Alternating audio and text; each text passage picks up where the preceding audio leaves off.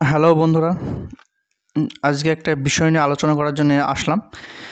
যে আজকে সোমবার, তোমরা সকলে জানো আজকে এই মামলার একটা শুনানি আছে, WBSSC নোটিফিকেশন মামলার।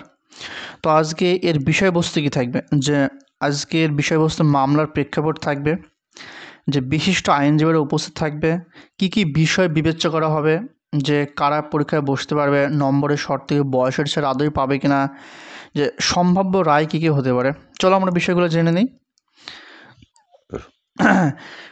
কলকাতা হাইকোর্টের 18 নম্বর কোর্টে বিচারপতি সৌগত ভট্টাচার্যের এজলাসে আর এসএসসির একটি গুরুত্বপূর্ণ মামলা শুনানি হতে চলেছে, যা এই মামলার একটি নতুন মোড় আসতে পারে বলে মনে করা হচ্ছে।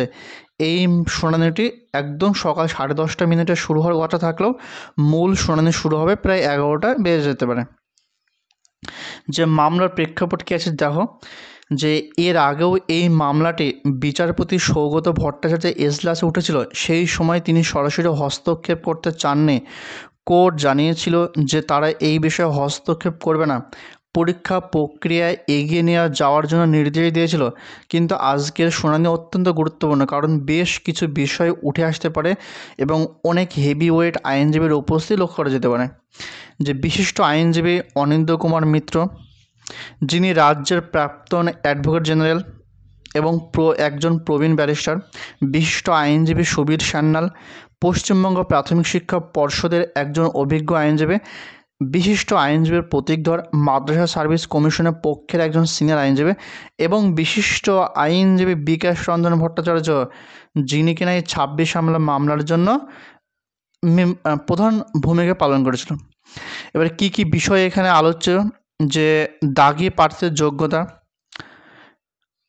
নম্বরের শর্ত বলতে অনেকে 45% নাম্বার পেয়েছিল, তারা হয়তো পরীক্ষায় 2016 সালে বসেছিল কিন্তু এখন বসতে পারছে না, সেই বিষয়ে আলোচনা করবে।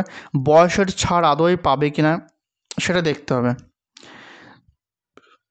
যে সম্ভাব্য রায় কী হতে পারে, যে আইনজীবী মহলের একাংশের মতে বিচারপতি সৌগত ভট্টাচার্য সম্ভবত দাগি প্রার্থীদের পরীক্ষার বসার বিষয়ে হস্তক্ষেপ নাও করতে পারেন, যা তিনি আগেও ইঙ্গিত দিয়েছিলেন। তবে এই শুনানির ফলে বিজ্ঞপ্তিতে কিছু পরিবর্তন আসতে পারে এবং চাকরি প্রার্থীদের জন্য নতুন কোনো সুযোগ তৈরি হতে পারে।